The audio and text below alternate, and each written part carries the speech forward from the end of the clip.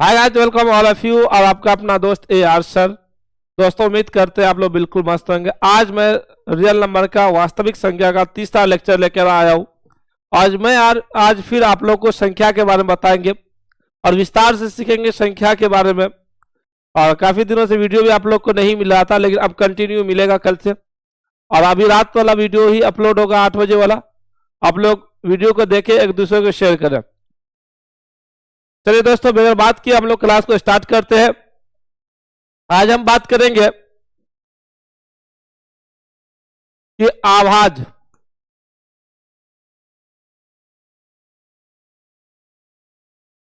तो आभाज संख्या, तो आभाज संख्या के बारे में हम लोग बात करेंगे। अब आभाज संख्या का मतलब होता है इसको आभाज से कोई लेना देना नहीं, यानी वैसी दो संख्या जिसका उभयनिष्ठ गुणनखंड 1 हो। वैसी दो संख्या जिसका उभयनिष्ठ गुणनखंड कितना होना चाहिए? 1 होना चाहिए। कितना होना चाहिए दोस्तों? 1 होना चाहिए।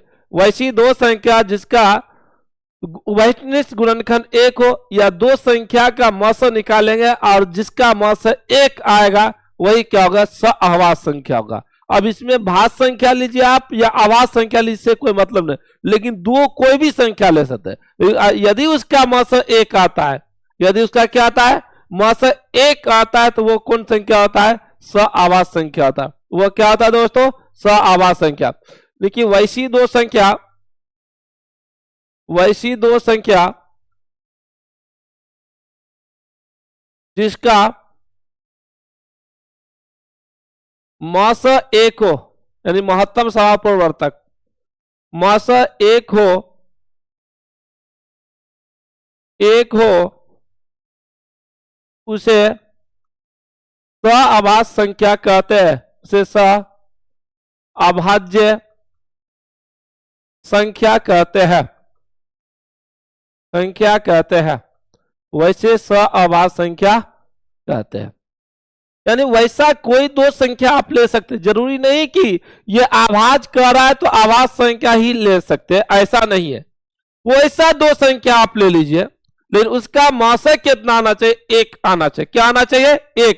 उसे हम लोग क्या कहते हैं? सहआभाज संख्या। बोर्ड कई बार पूछा है कि निम्न में कौन सहआभाज संख्या है, तो सहआभाज संख्या जो होता है वैसी दो संख्या जिसका मौसा कितना होना चाहिए? 1 होना चाहिए। अब भाज संख्या ले लीजिए या आप आभाज ले लीजिए, उससे कोई फर्क नहीं पड़ता। आभाज संख्या के बारे में तो आप जानवे करते हैं, वह संख्या जो एक और स्वयं से विभाजित होता है, ऐसे संख्या को हम लोग आभाज संख्या कहते हैं। क्या कहते हैं?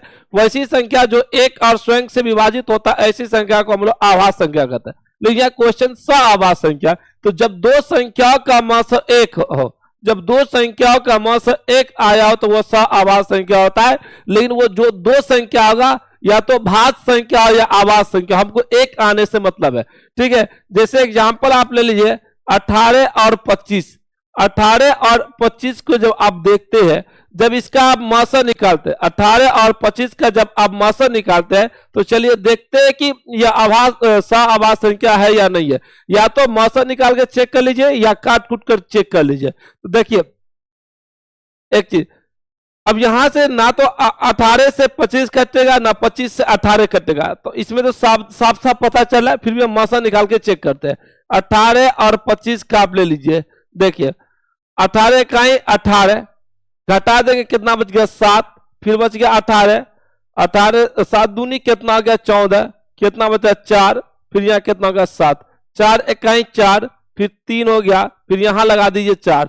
3 इकाई 3 घटा दीजिए 1, 3 हो गया। 3 इकाई 3 कट गया, यानी कि इसका मौसा जो आया कितना आया? 1 आया। मौसा जो आया वो कितना आ गया बाबू? 1 आ गया। मौसा जो आया वो कितना आया? 1 आया। इसीलिए यह कौन संख्या है? ये दोनों सहआभाज संख्या। ये दोनों क्या बाबू? सहआभाज। अब संख्या कोई सा, या भाज हो या आभाज, उससे कोई मतलब नहीं, लेकिन आप उसका मौसा निकाले, अगर 1 मौसा आ गया तो वह सहआभाज संख्या आता है। वो क्या होता है दोस्तों? सहआभाज संख्या। इसका मतलब है कि ये दोनों ना इससे इसको मतलब है, ना इसको इससे मतलब है, यानी कि दोनों अलग अलग है। ना तो ये 18 25 को पहचानता है, ना तो 25 कितना 18 को पहचानता है। किसी को कोई नहीं पहचानता है। अगर मान लिया जाए, अब पहचान कैसे होता है? एक जाति से पहचान होता है। किससे पहचान? मान लिया जाए कि आप कहीं जाते हैं, मान लिया जाए कि आप चले गए पटना, पटना में आप किससे पहचान पाओगे? नहीं पहचान पाओगे। तो वहां पर क्या बुआई है, तो बुआई से ही जल्दी कोई चीज पूछेगा। अब तो गलत से पूछने के लिए जाएगा नहीं, किससे जाएगा? बुआई है तो बुआई से पहचानने के लिए। तो ना तो ये मान लो पटना का है लड़का, लड़की एग्जाम्पल ले कि लड़की लोग अमरीको का रहेगी तो वो पहचान जाती, गप रखा करने लगती है। तो मान लिया जाए कि ई मान लो ये लड़की है, ठीक है, ये पटना की लड़की हो गई, ठीक है। लड़की कहीं की अमरीको के रहेगी, आप पटना गई तो बात करना शुरू कर देगी। यो लड़की है लेकिन ये सुपौल की है, ठीक है, सुपौल की है। अब ना तो ये सुपौल वाली पटना वाली को जानती है, और ना तो पटना वाली सुपौल वाली को जानती है। अब क्या है कि यहां एक दूसरे को जानते ही नहीं है, लेकिन एक चीज जरूर स्पष्ट हो जाएगा कि इसकी पहचान अगर वो लड़की और एक सुपौल की लड़की एक पटना की लड़की है, तो ये जाने कि ये लड़की जाती है, ये भी एक लड़की जाती है। अब इसको कुछ पूछना है इससे तो ये पूछ लेगी, और इससे कुछ पूछना है तो इससे पूछ लेगी। तो मतलब कि ये दोनों का कोई संबंध नहीं है, लेकिन बातचीत जरूर हो रहा है। किस बेस पे? कि वो जाति के आधार पे। इसी तरह ये दोनों संख्या में ना तो इसमें इसका कॉमन है, ना तो इसमें इसका कॉमन, कुछ कॉमन ही नहीं है, लेकिन सब में कुछ नहीं गुना तो एक होता, कुछ नहीं गुना तो क्या होता? एक। इसी आधार पर यह क्या है? सआभास संख्या। इसीलिए यह इसी आधार पर यह क्या है? सआभास संख्या है, ठीक है। तो इस जैसे लड़की को जाति के आधार पर जान जाती है, क्योंकि ये देखो ये लोग कहीं पर रहेगी, पटना की नहीं पहचान, लेकिन बैठेगी जहां गप सड़का शुरू है, हंसी मजाक शुरू, क्योंकि ये दोनों का जाति मिल गया। लड़की भी, ये भी, लड़की भी, लड़की एक जाति है, दोनों में अब लड़की को मिल गए तो वहां बात होबे करेगा। इसीलिए उसमें गुण क्या है? एक जाति का जो लड़की है वो, ठीक है। इसीलिए 18 और 25, 18 और जो 25 है वो क्या है? सआभास संख्या, क्योंकि उसमें कुछ नहीं होगा तो एक जरूर होगा, कुछ नहीं होगा तो एक जरूर होगा। जैसे दोनों लड़की दोनों अलग अलग, यानी उसका घर खानदान सब अलग, दूर दूर की कुछ नहीं है, लेकिन इसी बेस पे उससे बातचीत होगा कि वो भी एक लड़के, ये भी एक लड़के, इसी आधार पर तो एक जाति का परिचय आ गया। इसलिए दोनों में कुछ नहीं गुना है ना, तो एक जरूर रहेगा, एक क्या रहेगा? जरूर रहेगा। इसीलिए कौन संख्या? सआभास संख्या। जब ना इसमें इसका गुण देखिए, ना तो 18 से 25 कटेगा, ना 25 से 18, किसी बेस पे नहीं कटेगा। इसीलिए इसका जब गुणनखंड करेंगे तो इसका गुणनखंड में उभयनिष्ठ एक आएगा। इसीलिए क्या होगा? सआभास संख्या।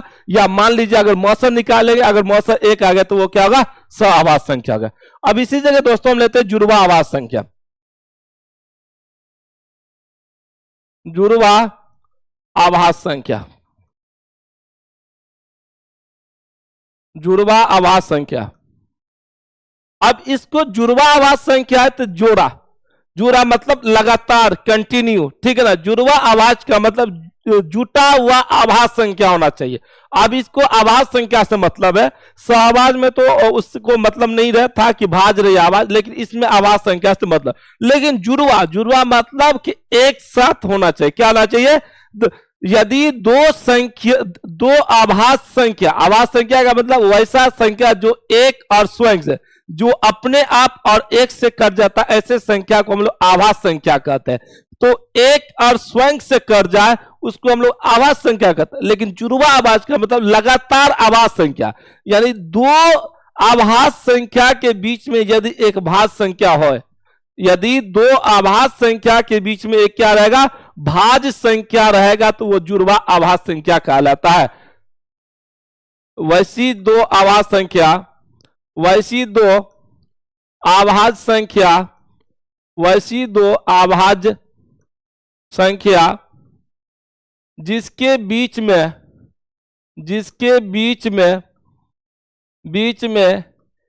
एक भाज संख्या, एक भाज संख्या, एक भाज, जिसके बीच में एक भाज्य संख्या, एक भाज्य संख्या हो, उसे जुड़वा आभास संख्या कहते हैं। उसे जुड़वा अभाज्य संख्या कहते हैं। उसे हम लोग क्या कहते हैं? जुड़वा आभास संख्या कहते हैं। यानी वैसी दो आभास संख्या, दो आभास संख्या होना चाहिए, लेकिन कंटिन्यू रेगुलर होना चाहिए। और उसके बीच में एगो भाज्य संख्या आना चाहिए, उसके बीच में क्या आना चाहिए, भाज्य संख्या आना चाहिए, उसी को हम लोग कहते हैं जुड़वा आवाज संख्या। जैसे एग्जांपल आप ले लीजिए 3 और 5, 3,5 ये जुड़वा आवाज संख्या है। देखिए 3 के बाद क्या था 4, 4 एक क्या भाज्य संख्या, 4 एक क्या है भाज्य संख्या। उसके बाद जो 5 आया तो वो क्या होगा आवाज संख्या। ये भी आवाज है, ये भी कंटिन्यू। 3 के बाद 4 तो 4 जो हम डालते हैं 4 एक क्या भाज्य संख्या, 4 एक क्या है भाज्य संख्या। तो 2 गो आवाज संख्या है वो भी कंटिन्यू। 3 के बाद क्या होगा 4, 4 के बाद 5 तो 4 जो आएगा वो भाज्य संख्या, उसके बाद अगला आवाज संख्या होगा 5। तो 3 और 5 ये कौन संख्या, जुड़वा आवाज संख्या, मतलब एक साथ रहने वाला। ये क्या है एक साथ रहने वाला, ये क्या है एक साथ रहने वाला। इसी को हम लोग कहते हैं जुड़वा आवाज संख्या, इसी को हम लोग क्या कहते हैं जुड़वा आवाज संख्या। जैसे आप ले लीजिए 11 और 13 ये जुड़वा आवाज संख्या है, क्योंकि 11 और 13 इसके बीच में एक कौन संख्या आएगा, एक कौन भाज्य संख्या आएगा 12, 12 एक भाज्य संख्या ना, तो ये भी क्या है जुड़वा आवाज संख्या, ये भी क्या है जुड़वा आवाज संख्या है। ठीक है, जैसे ले लीजिए आप 17 और 19 एग्जाम्पल में ले लीजिए, यानी कि 17 और 19 कंटिन्यू, 17 के बाद 18, 18 के बाद 19, तो आवाज संख्या तो एक संख्या के बाद ही आएगा। ठीक है, अब इसके बीच में जो एगो भाज्य संख्या 18 आ रहा ना, ठीक है, तो ये भी क्या है एक जुड़वा आभास संख्या। तो वैसी 2 आभास संख्या जिसके बीच में एक भाज्य संख्या हो उसी को हम लोग कहते हैं जुड़वा आभास संख्या, उसी को हम लोग क्या कहते हैं बाबू जुड़वा आभास संख्या कहते हैं। क्लियर, किसी बच्चों को डाउट होगा तो आप डायरेक्ट कॉल कर सकते हैं। ठीक है, नंबर आज हम डिस्क्रिप्शन में डाल देंगे। ठीक है, चलिए अब इसके बारे में तो पढ़ लिए थे, ठीक है ना, इसके बारे में, लेकिन जो मेन टॉपिक है वास्तविक संख्या उसके बारे में अभी तक हम नहीं पढ़ा थे, कि वास्तविक संख्या का जो डिटेल वो थोड़ा लंबा है। ठीक है, वास्तविक संख्या का जो डिटेल है वो थोड़ा क्या बाबू लंबा है। तो हम लोग इसको क्या है कि आसान भाषा और आसान तरीका से पढ़े। इसमें तो 2 टॉपिक आपको हमने क्लियर कर दिया। अब वास्तविक संख्या पे चलते हैं। ठीक है, अब वास्तविक संख्या से पहले हम लोग परिमेय संख्या को पढ़ना है। क्या पढ़ना है, परिमेय संख्या को पढ़ना है। किसको पढ़ना है, परिमेय संख्या। ठीक है भाई, परिमेय संख्या ये मस्त टॉपिक है, यहीं पे पूरा तो आधारित हीरो का खेल होता है, परिमेय संख्या ही पर। ठीक है, परिमेय, अपरिमेय और वास्तविक, परिमेय, अपरिमेय और वास्तविक। ठीक है, वैसा संख्या जिसे P बट्टे Q के रूप में लिख सकते हैं। सबसे पहले हम बता दें, एक भिन्न होता है, भिन्न बराबर होता है अंश बट्टे हर। भिन्न बराबर होता है बाबू अंश बट्टे क्या होता है हर होता है। भिन्न बराबर क्या होता है अंश बट्टे हर। तो परिमेय जो संख्या होता है ना उसको भिन्न के रूप में लिखा जाता है। उसको किसके रूप में लिखा जाता है, भिन्न के रूप में लिखा जाता है, इसीलिए इसको हम लोग क्या कहते हैं परिमेय संख्या। लेकिन इसमें जो हर का मान है ना परिमेय संख्या में 0 नहीं होना चाहिए। हर का मान जो परिमेय संख्या में वो 0 नहीं होना चाहिए। अब परिमेय संख्या को हर इंसान P बट्टे Q के रूप में लिखता है। अरे हम M बट्टे N लिख दे तो क्या गलती हो जाएगा, R बट्टे S लिखे तो गलती हो जाएगा, नहीं यार, ये P और Q पूर्णांक है, R और S भी पूर्णांक है, M और N भी क्या है पूर्णांक, लेकिन हर का जो मान है वो क्या होना चाहिए 0 नहीं होना चाहिए। हर का मान जो वो 0 नहीं होना चाहिए। ठीक, कोई दिक्कत, कोई दिक्कत नहीं। चलिए परिमेय संख्या के बारे में बात करते हैं। परिमेय संख्या, परिमेय संख्या वैसी संख्या जिसे P बट्टे Q के रूप में लिखा जाता है,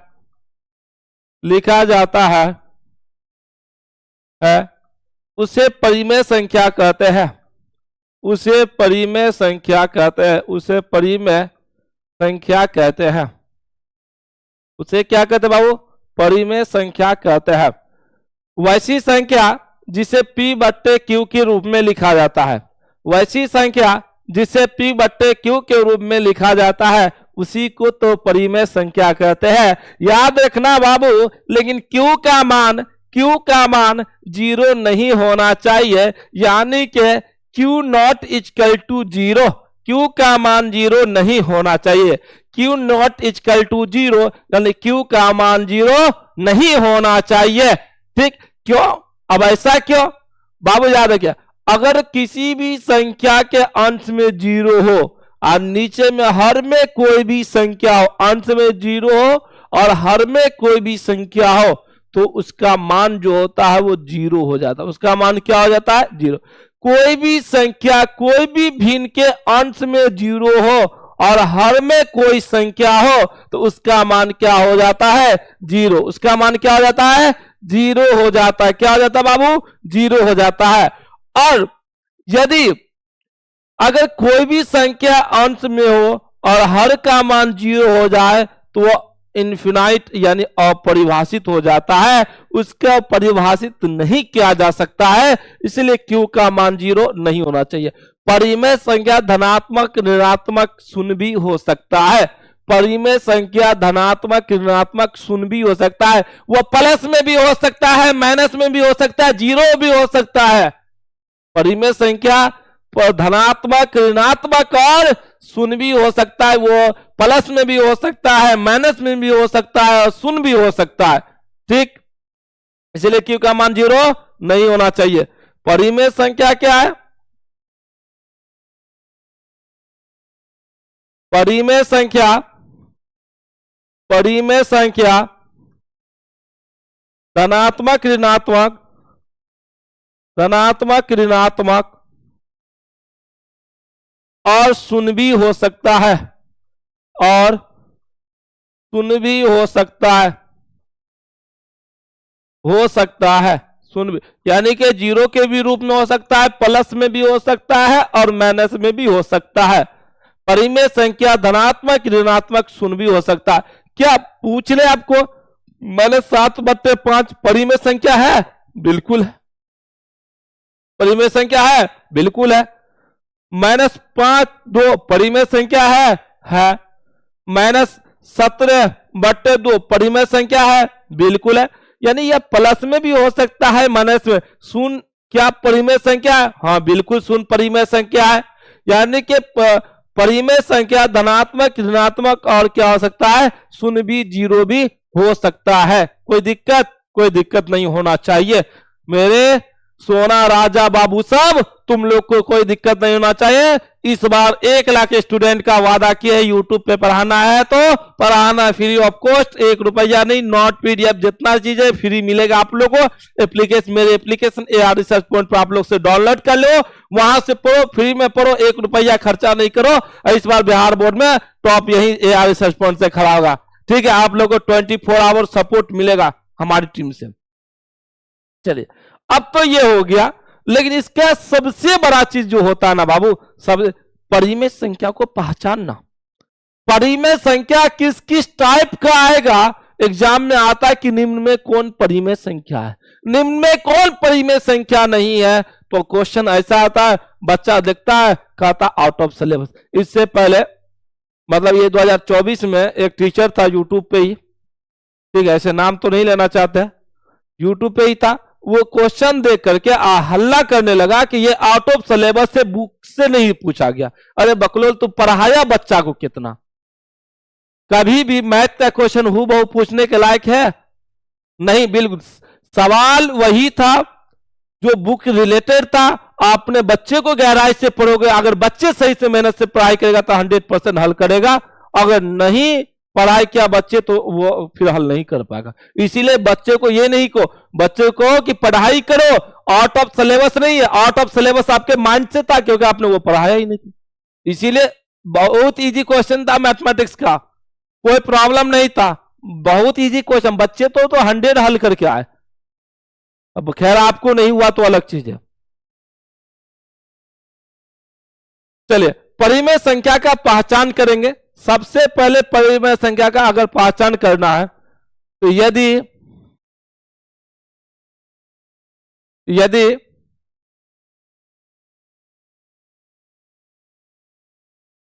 रूट के अंदर की वह संख्या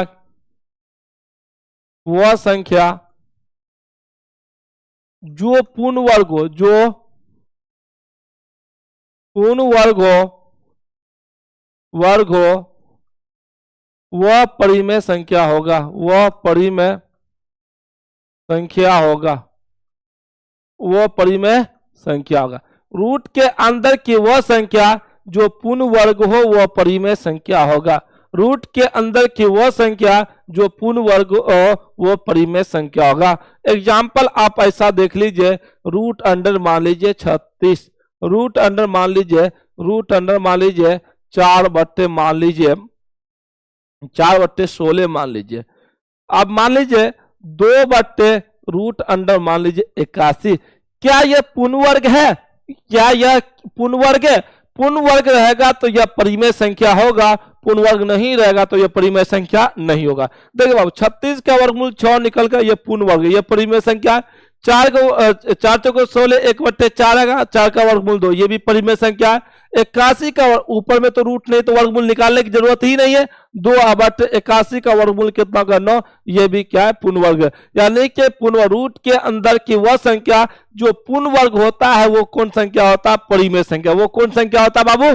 परिमेय संख्या होता है। इल्म की रोशनी साथ लेकर चलो, इल्म की रोशनी साथ लेकर चलो, वक्त के इन हवाओं का रुख मोड़ दो, इस गरीबी को जड़ से मिटाना है तो अपने बच्चों को तालीम से जोड़ दो। चलिए दोस्तों, दूसरा टर्म एंड कंडीशन, वह संख्या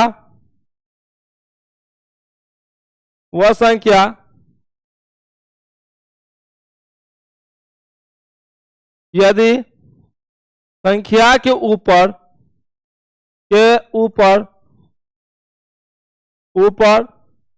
बाढ़ हो तो वह संख्या परिमेय संख्या होगा। परिमेय संख्या, वह संख्या क्या होगा? परिमेय संख्या होगा। यदि संख्या के ऊपर रेकरिंग हो, यदि संख्या के ऊपर रेकरिंग हो तो वह संख्या क्या होगा? परिमेय संख्या होगा। वह संख्या क्या होगा? परिमेय संख्या। यदि संख्या के ऊपर रेकरिंग हो तो वह संख्या क्या कहलाएगा? परिमेय संख्या कहलाएगा। क्या कहलाएगा? परिमेय संख्या। जैसे एग्जांपल 7.24, इस पे रेकरिंग डाल दिए। अब पूछेगा यह परिमेय है या अपरिमेय, तो यह परिमेय संख्या। यह कौन संख्या है? परिमेय संख्या। यह कौन संख्या है? परिमेय संख्या। ठीक है, जैसे मान ले 0.2674, ये कौन संख्या है? परिमेय या अपरिमेय? तो यह कौन संख्या है? परिमेय संख्या है। कौन संख्या है बाबू? परिमेय संख्या। जैसे 7.439, यह कौन संख्या है? परिमेय संख्या है। कौन संख्या है बाबू? यह परिमेय संख्या है। कौन संख्या है? परिमेय संख्या है। तो पहला तो रूट के अंदर वह संख्या जो पूर्ण वर्ग हो वह परिमेय संख्या, जिस संख्या के ऊपर रेकरिंग रहेगा वो परिमेय संख्या। तीसरा कॉन्सेप्ट, ठीक, तीसरा, यदि संख्या रुकी हुई हो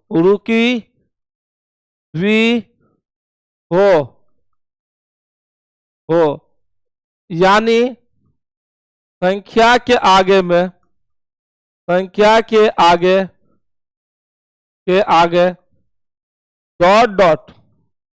डॉट नहीं हो तो वह परिमेय संख्या होगा। वह परिमेय संख्या होगा। यदि संख्या के आगे यदि संख्या रुका हुआ हो और संख्या के आगे डॉट नहीं हो तो वह संख्या क्या है? परिमेय संख्या है। जैसे एग्जांपल ले लीजिए 8.976, अगर इसके अंदर डॉट लगा देंगे ना तो यह अपरिमेय, यह क्या हो जाएगा? अपरिमेय हो जाएगा। इसीलिए एग्जांपल जैसे 76987, ठीक है ना, 46765, ये सब क्या? परिमेय संख्या। डॉट नहीं लगना चाहिए। क्या ना बाबू? डॉट नहीं लगना चाहिए। ये कौन संख्या है? परिमेय संख्या। ठीक है दोस्तों, हम लोग अपरिमेय और वास्तविक संख्या के बारे में नेक्स्ट वीडियो में चौथा लेक्चर में बात करेंगे। मिलते हैं दोस्तों फिर नेक्स्ट वीडियो में। Best of luck. आप लोग बेहतर से तैयारी कीजिए और एक दूसरे को शेयर कीजिए और थोड़ा सपोर्ट भी कीजिए, ताकि आप लोग की सपोर्ट और प्यार चाहिए। हमने बोला है कि इस बार आप लोग फ्री में क्लास मिलेगा, फ्री में नोट्स मिलेगा, और यहीं से याद रखना, अगर मेहनत से पढ़ लिया तो मार्क फुल लियागा। थोड़ा किसी कारणवश वीडियो नहीं बन पाता, क्या कि ऑफलाइन में बैच में बहुत स्टूडेंट है, इस वजह से मैं परेशान रहता हूँ और थोड़ा टाइम नहीं मिल पाता। लेकिन अब कोशिश करूंगा कि आप लोग के लिए मैं फुल टाइम दूं और कल से आप लोग के लिए फुल टाइम रहेगा। चलिए दोस्त, मिलते, बेस्ट ऑफ लक। जय हिंद, जय भारत, जय जवान, जय किसान।